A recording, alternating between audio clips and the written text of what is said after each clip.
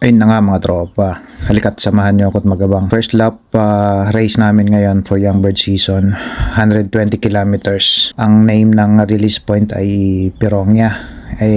Ito'y medyo mahirap para sa mga warriors natin dahil hindi talaga sila fully trained. Ang toss natin nasa 20-25 kilometers, tapos ang first race namin ay 120. At saka yung mga ibon natin medyo wala sa kondisyon.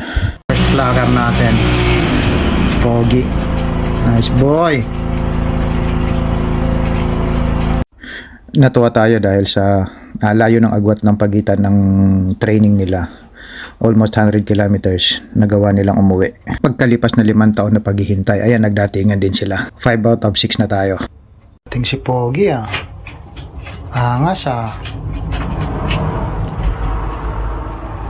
yabang, namamarako pa, tagal naman dumating. O paano mga tropa, sinayin ko na naman ang oras nyo. Hanggang sa susunod, bye.